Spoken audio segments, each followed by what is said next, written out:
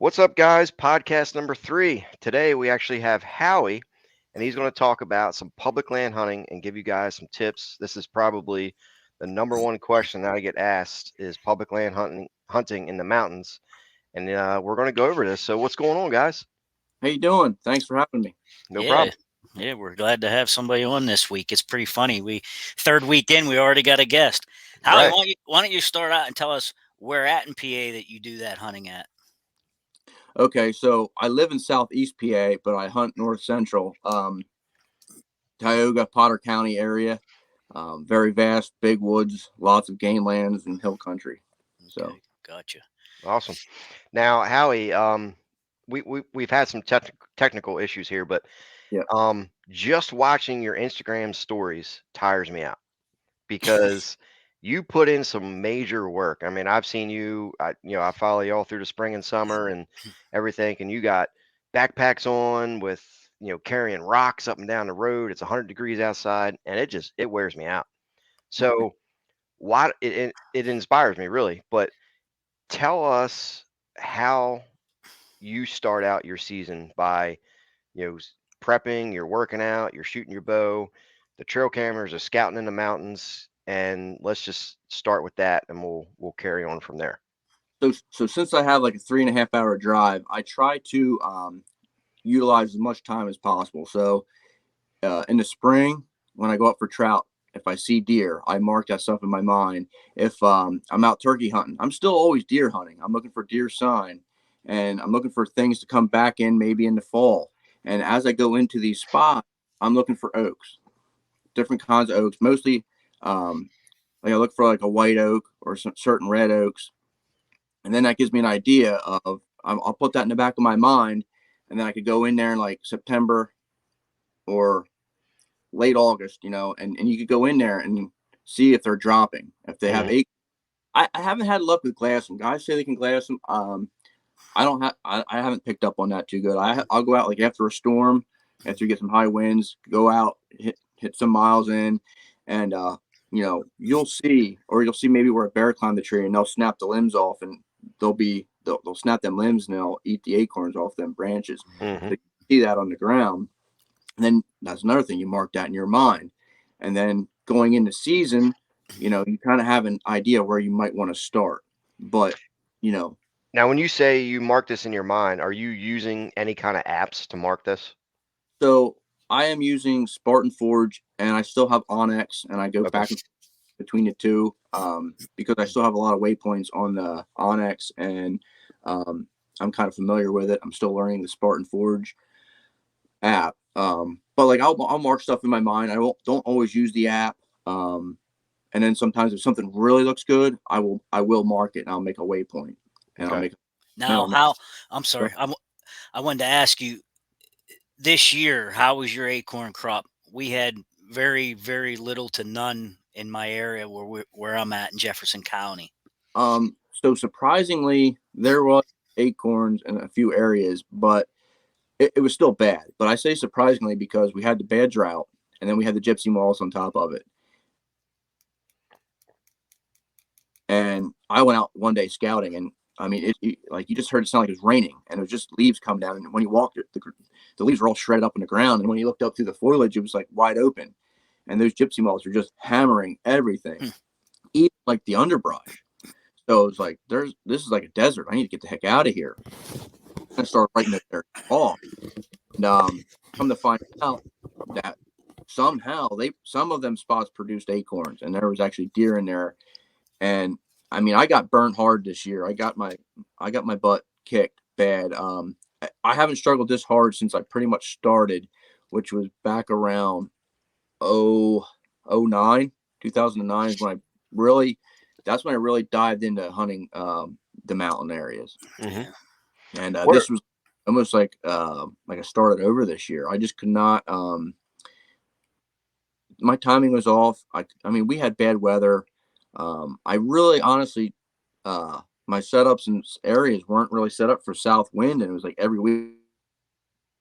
weekend it was south southwest, and then I would go in, and then it would be southeast or east. It was like swirling. It was just a struggle no matter Mhm. what. But back, kind of getting off topic, but like you were saying how I'm preparing and everything. So when I'm in them spots in the spring and I'm putting that in the back of my mind, that might be where I come back and then start setting trail cameras. And then I might move those cameras. Now, I made a mistake years ago of being too anxious to check those cameras like every week, every other week. You got to let them go for like at least 3-4 weeks, sometimes 6 weeks, because what Mm-hmm. you're doing is you're putting too much pressure and presence in that area. And if you don't have a decent access and you're leaving a lot of scent, which, it's hard because a lot of times it's summer, you're sweating, bugs are bad. And you got to hike up a mountain to get there. So you're dumping sweat and you're leaving scent. And then you're altering the course of that area. I feel like, so what I'm always evolving and adapting, changing, every year food sources change, pressure from other hunters change, and you have to kind of figure all that out. And sometimes you just don't, Now, you are know, you seeing anybody back in here where you go? surprisingly, sometimes I do. Mm-hmm. Now it's not a lot, but sometimes one or two guys might be, just depending on how they're doing it, might be enough to, really alter that movement in that spot. Mhm. What are some things that people, that's getting into this mounting hunting? What are some things that some guys can look for? Some tips to them Um, for success? well, it's kind of I would say it's kind of hard to find a good hunting buddy Mm-hmm. that's trustworthy, that doesn't, you need kind of have tight lips. You can't be sharing stuff because you got to put a lot of work in to find these spots. Mm-hmm. And if you let the cat out of the bag, it's going to be ruined. Yep. But what I've like, we would park trucks at each end of the mountain and access from different areas. And if you would go in from one spot and then you walk to that other truck, you know what I mean? Like, so you drop a truck off, drive around, come in, and then walk it. And you have a buddy, you spread out maybe 20 yards, 50 yards, 100 yards, and walk that hillside out and go to that next truck. It might take a couple hours, it might take all day. And then you go back and compare notes. And now you kind of break that down. Then the next time you go out, you might move and then go from a different area. And basically, you're just kind of breaking that area down to learn the different kind of habitats. And then you find where those edges of those habitats meet. And then you'll find where you'll start to learn like how the deer are using that terrain Mm-hmm. and areas they like. You'll go through something, you'll be like, man, this looks like it's awesome, but there's just no deer sign here. Mm-hmm. For whatever reason, they're just not in there. And then you'll go into this other area and there'll be a couple little features in there. Like it might be some laurel and some hemlocks. It just makes something that they like, and you'll see sign. And then you'll start seeing that replicate itself from just putting your time in different areas. That once you start seeing something like that, you'll be like, oh, there's going to be deer here. Because every time I see something like this somewhere else, it always seems that the deer they like this kind of area for whatever reason. So you're talking about entrance and exit and hunting buddy and things. Are you? Is this a spot and stock deal, or is this No, this would be depending on like, which season you're into? um, so this could range from, say, maybe it's late rifle season and we just spread out. Maybe we're trying to bump something to each other, or maybe it's February, March, and we're trying to look for turkey scratchings and what turkey you're feeding, but we're still looking for, like, you're learning that mountain, that area as you're walking that, looking for turkey sign or whatever else. Hold on one second. Okay. So yeah, you're trying to, you're basically trying to do as much as you can with little as you have, if that makes sense. You know what I mean? If that makes any Mm-hmm. sense at all. Now, what I got back into public land hunting this year or for 2022, and I did a lot of scouting, did some hunting with Zach and stuff on some public land, and he got me into lone wolf custom gear, tree stands and Yeah. sticks and stuff Yeah. because they're pretty light and all that. What is your public land setup? Are you hunting hang on saddles or what's your setup?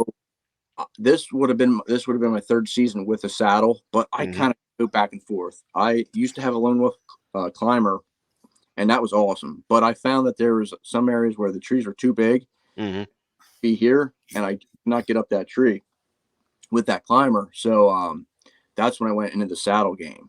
But to be honest, that kind of gets old after a little while, especially when it gets late and you're wearing like your bibs and stuff. You're trying to wear that saddle and you got all this clothes on.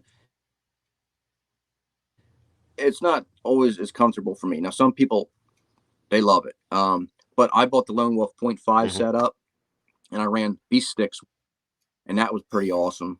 Now, this last year, I ran the .5 Lone Wolf Custom with the Lone Wolf Custom double 17-inch steps or So sticks. And so go ahead. I just ordered that. I ordered the .5 and the sticks with three cable waders. Okay. So I have 2 cable aiders, and on the bottom stick, I use a 3-step aider, which I modified it to make it movable. Mm-hmm. That kind of burned me at one time because I had a power cord with a carabiner on my belt. So if I dropped it on like the second stick, I wasn't stuck. Mm-hmm. So I bumped it all the way up to the third stick because sometimes you have to cheat to win and get high. Mm-hmm. Um, so I got to the third stick and I went to climb into my platform, and I forgot to unclip it. And when I stepped into the platform, it yanked that stick off the tree. So this is where actually a lot of guys like to use when you're saddle hunting around your tether, they like to use those rope mans. Mm-hmm. Well, if you listen to the New York saddle hunter guys, they did a video why they don't like to use that, and they use the Prusik knot. And I always went with that since I watched their video. Mm-hmm. And it was a situation that actually saved my rear end because I was able to pull that knot down on that Prusik and descend down to set my.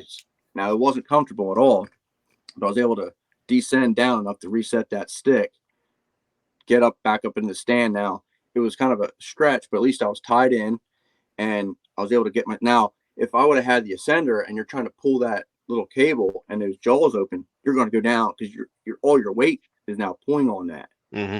So that was one thing that was like eye opening. Like, okay, now I seen it full circle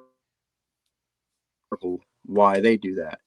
The other thing is like with those mobile setup, you have to silence Mm-hmm. everything. And I'm not quite there yet. I got a lot of work. I'm going to order a lot of stealth strips this off season, and I got to silence those sticks are awesome. They're compact and the way they stack, but if you're not careful, they're kind of like they could be like a tuning fork. Right. But I mean, I love that setup, the way everything works together. It's truly awesome.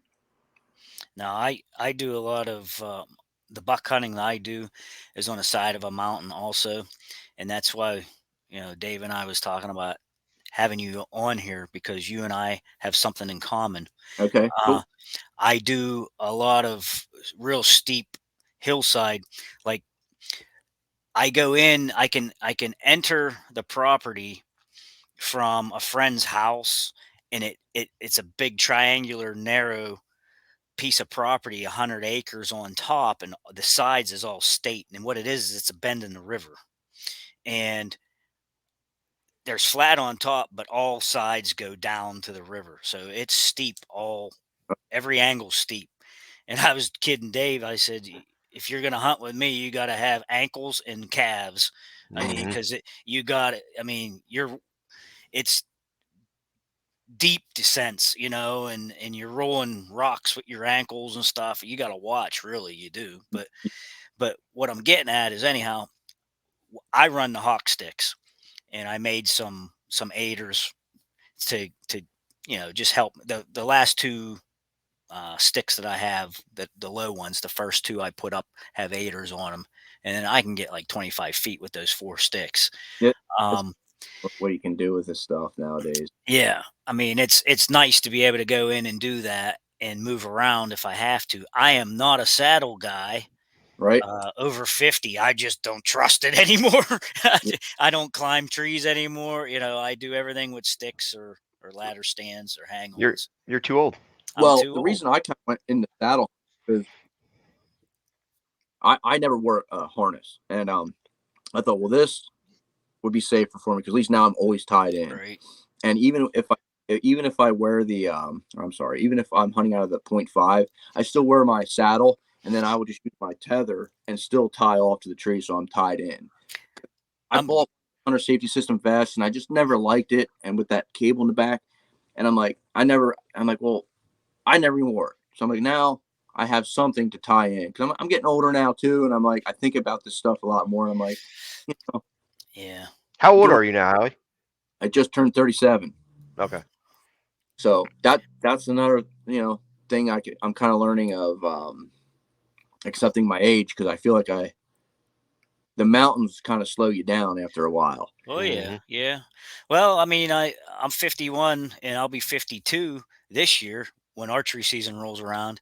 And 2 years ago, I climbed a tree with a climber, and I about got stuck up there because I hadn't used it in a long time. And I got up the tree and found out that my body does not like to bend like it used to. It was one of those stands that had the rubber bands across, and you had to tuck your toes underneath it, and and Yeah, yeah, yeah. let yourself up and down with it.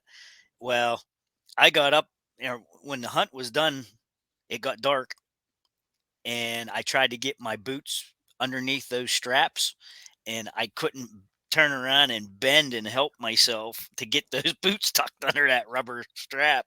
I Yeah. about got stuck up the tree, and that's when I come home and I told the wife, I said, I'm done climbing trees. No more climbers. Too old. Can't bend like that. Right. So, but yeah, I find myself though, Howie. I don't know how you feel. I try to find like saddles and like you were saying, transition zones. Yep. Uh, I like ridge tops during the rut, but during the season, I think it's the saddles is where it's at. Because all it seems like the does are traveling that, and the bucks are following them around. But rut time, anything could happen. But I like using the ridges. What do you Uh, think? I kind of like to be down a bench or two. It all de- so it kind of all depends on where that saddle is in accordance to how people are accessing and like where your like parking lots and stuff are because I used to hunt a lot of saddles, but then you would find a tree stand like right in there, and then you would be like, "This looks like it'd be dynamite," and then you go another 100 yards, and it's like, "Oh well, no wonder this guy's hunting in here," and maybe it would be better. I don't know. I can't talk for everybody, but maybe they're not accessing it correctly, Hmm. or maybe they are, but just however they're doing it kind of changes the patterns. And I've seen some deer movement in there, but it seems like those older bucks just kind of avoid those saddles. Mm. And I don't know if it's because of everybody keys in on that. We got all these podcasts now, which is awesome, but I'm starting to listen to podcasts and then what everybody's doing or talking about, I do the opposite. Or I Hmm. start looking and like the big thing now is clear cuts. So now you go to a clear cut. Well, guess what? You got a lot of company on clear cuts because every podcast is talking about targeting clear cuts. Right. So those deer are always adapt. They live out there, and it just amazing. It's like, okay, we just got to find somewhere else, and you have to kind of always be one step ahead of the next guy. Hmm. Um, I'm lucky in the sense that where I'm at, it's desolate enough that I don't usually get company. okay, So I actually scout all summer long, put cameras out, mock scrapes out, do a little intel, and then strategically put stands all around that river bend where I want to be. And I actually leave them out and lock them. But I have the sticks. So I just take the sticks down and I leave the stand. And very rarely do I ever okay, see anybody. Usually if I see somebody, it's like during bear season because of course there's people pushing around, yeah. you know. But And most of my impression is rifle season. That's when I'll see a lot of people in a lot of these spots, like on cameras and stuff. mhm. Well, the Hey, reason I pick where I go is because I don't like to see people. Right. So I go where I know no one else is gonna go, and like that buck there and that bear there was all shot on that property, and with multiple others. And You killed his brother.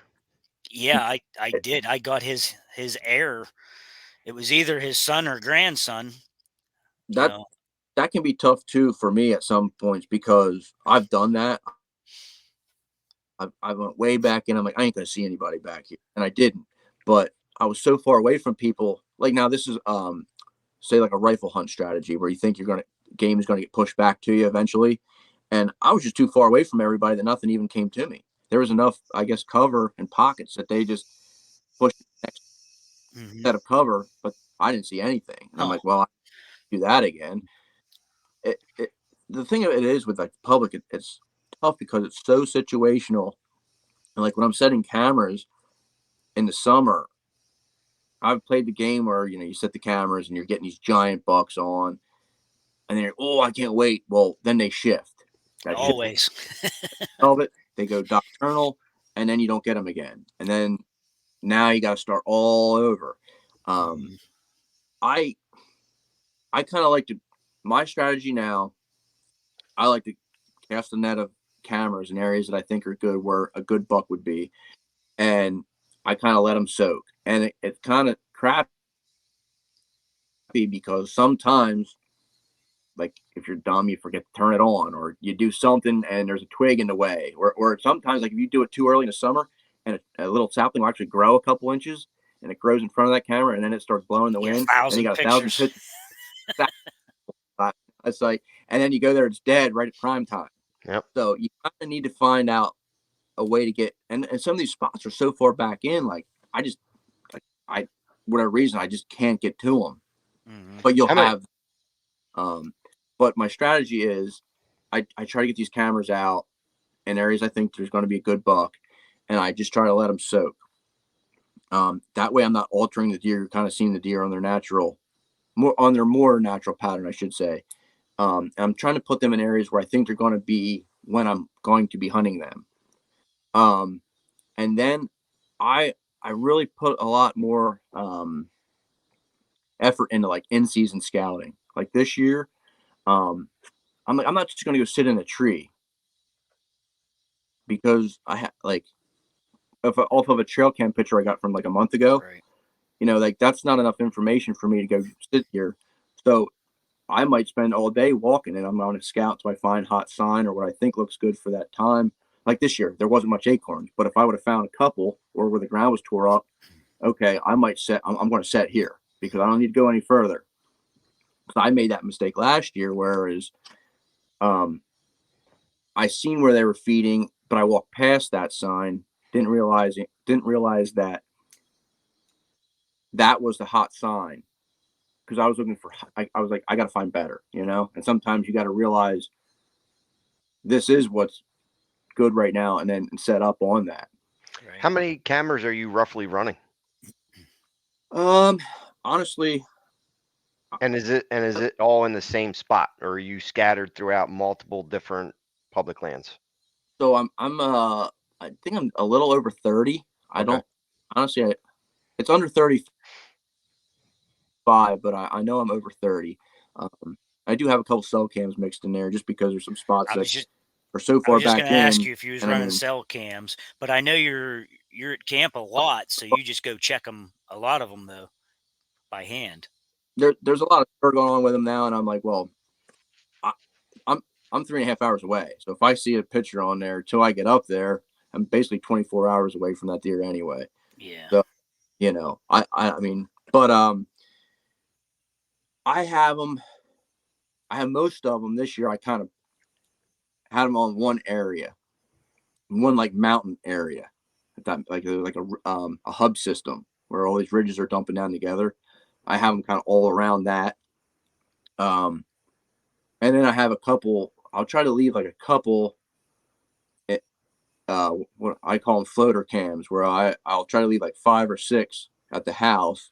And I'll put one in my bag every time I go out. So if I see something going in, something lights up, gets hot, maybe I'll put a camera camera on it, and then I could come back and check that in a week or so, or maybe I'll just, if I don't, I could just come back and get that intel at the end of the year, at the end of the season, and then if I use that one, I'll grab another one, put it in my bag. I always try to keep one in my bag now, because there's so many times going into a spot and like scrapes will just light up. It's like, well, I should have a camera here, just to see kind of what your base. For me, you're trying to see what is in that area and how they're using it, and then you could kind of like look at the time frame, and then you're like reverse engineering back to where you think they're coming from.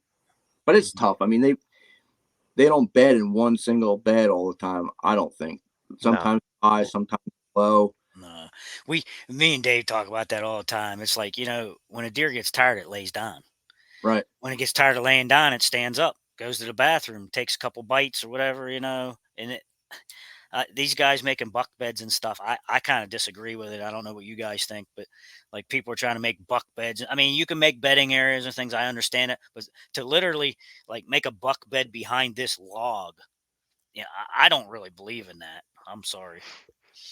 Well, it's more of, I mean, I've seen people do some crazy stuff, cut, like you just said, cut logs, and then they take a rake and they rake out the leaves right there, and they try to. I actually seen a guy take a log, put it right on the ground, rake out the area in front of it, take a tree, like a sapling, 2-inch round sapling, and bend it down and tie it with a rope to an anchor to the ground so he can bed there when he's got a tree right over top of him. And it's just it's over the top. That's way too much thinking. Yeah, I mean, it's over the top. All the bedding everywhere else, and then maybe that is the only spot to bed. If you have that much control over the terrain, Mhm. maybe. But Yeah, like that's up there this year, it got so dry, and with the gypsy moths, even like the underbrush dried up. That cover changed, and I think it shifted their bedding, because normally I want to say like 5 real good shooters, and maybe I set my standards too high this year, but I'm like, I want to try and kill something in the 130s. Now, I had one that was over 130 and one pushing maybe 130. So I only had 2 shooters that I was basically after. But another thing that I try to do is through these cameras, I try to find where I have the most buck activity, and then I kind of key in that area, and I'll bounce around. Like, so I might narrow it down to say 20 acres, right? And then I have 6, 120, because I used to be like in the 120s, 125, that's a shooter to me. If I could get 5, 6 in an area like that, I'm going to hunt somewhere around there, and eventually I'll just catch up to one of them. But this year, I only had 2, and none of them were in the same. They were like really spread out. So I just kept pounding away at where I knew that these bucks were, and it didn't work out for me, right. I mean, I had some I had some whoppers on camera, but I never caught up with them. I never saw them again. Uh, so it doesn't always work, but sometimes it does. It's hunting, and Yeah. I Well, feel this year I changed up tactics totally because of the acorn situation. I was going out and getting blanked, wasn't seeing anything, and I was driving home and seeing these big bucks in everybody's yard eating grass. well, it was So, full you and know, hot. Right, I took off that first week in November, and I should have looked at that forecast and just went right back to work, because I was limited on time, It was hot. and it was it was so warm. I mean, even at night, it was t-shirt, and I sat there for 3 or 4 days, and I didn't see a deer. The right. first, I forget the date. It was right around, I want to say, the 2nd or 3rd of November. I took off Monday, or no, Thursday, Friday, Monday, Tuesday, and that I figured that first Thursday was going to be the coldest morning. I figured, well, it's kind of that time frame they should be cruising. I should have a good chance. Well, Right. I got set up, and I had to cross this big creek to get in here. So it was kind of it's a tough access. I thought if I got up along that riverbank and let the wind blow my scent over that river, I'm I'm bulletproof. Well, I don't know if it was because of how it was overly warm and the thermals coming off that water, but at night, the thermals should have been coming down the mountain, but they were going up the mountain, and the wind was supposed to be coming out of the southwest, coming off that mountain, but the thermals or the wind was going completely opposite, and I was on this pinch point. So I had this giant. It was too dark to shoot. I could just barely see the rack, and he got the 12 yards right in front of me, and he whipped out of there and turned and ran. I thought, well, there's no way he's seen me because I was just kind of reaching for my binoculars to pull him out and look. And I thought, did he see me? Well, then he started blowing. I thought, oh, crap. Well, then after he got out of there, I threw the milkweed and it went right to where he was at. I'm like, that's completely opposite of what the weather forecasted the wind to be. Huh. Mm-hmm. Well, let's talk about scent control on the mountain. Are you using sprays? You smoking your clothes? Are you making mock scrapes trying to use deer lure? I mean, what are you doing for scent? I mean, I kind of try a little bit of it all, but I don't get all wrapped up in it because if I'm up there for the week hunting the mountains, hiking and stuff, I'll be honest, in a couple days I start to stink and my clothes start to stink because I'm sweating. I mean, I'll try and hang them outside and air out. I don't really get involved with the spraying down too much. I try to let stuff out in the air, or I try not. This might sound crazy or dumb, but I try not to eat onions, and I try not to eat like garlic during Mm-hmm. all of our season because I know that I feel like that comes out of your pores. It does for sure. Yeah. I try to watch certain things like that I'm eating because I feel like it just makes your body odor kind of, It does. I'll do a little bit of smoking on the clothes, a little like oak leaves or oak bark, just what I have or whatever I have available. But I read one time if you take vitamin B1, it helps with the odors coming out of you. okay, I bought a bottle of it and tried it. I chlorophyll. didn't see any big difference. I just heard of using chlorophyll. Yeah. I'll take chlorophyll. Yeah, chlorophyll towels because they actually used that back in the Civil War for infections because they would, and if they would, I guess they would break the capsules open and put it on the infection or make them take it orally that they could drink it or take it like a vitamin or whatever, and it would help that infection not to stink so bad. So it's like, well, if it can do that, and you kind of burp and you smell like a plant, Yeah. So I a little bit now. I don't know. I mean, it's hard to fool a deer's nose, and the wind is always like swirling or switching. It's like this year, first I've had in years though. Like as far as trying to get a consistent wind, it just seemed like it swirled every single time I was out. It was brutal. So I mean, I don't know. I try to play the wind. I try and do certain things, but sometimes the deer just win. Right. Yeah, definitely. Well, Howie, we want to thank you for coming on here and explaining all this, and make sure you keep your Instagram stories going because, like I said, it definitely motivates me seeing you hiking these mountains and Yeah, you're a grinder, dude. I yeah, tell Dave that all the time. I'm like, Howie's out there grinding again, man. He's out there. yep, Hey, you guys follow along. It means a lot. Thanks for having me on. And keep doing what you're doing. You pump me up to do stuff too because I'm going to be getting back into the habitat stuff in the property. Oh, I would say coming up here in the next couple months in spring. hmm So it's never ending. It never ends. Yeah, it's getting to be that time. It'll be frost seeding before you know it. yeah, Yeah. Like Rambo said, nothing's over. that's right, that's It's right. all year, man. It's all Yep, year. It never quits. yep. All right, guys. All right, we'll see you guys. Take it easy. Thanks for having me on. We'll see you, Howie.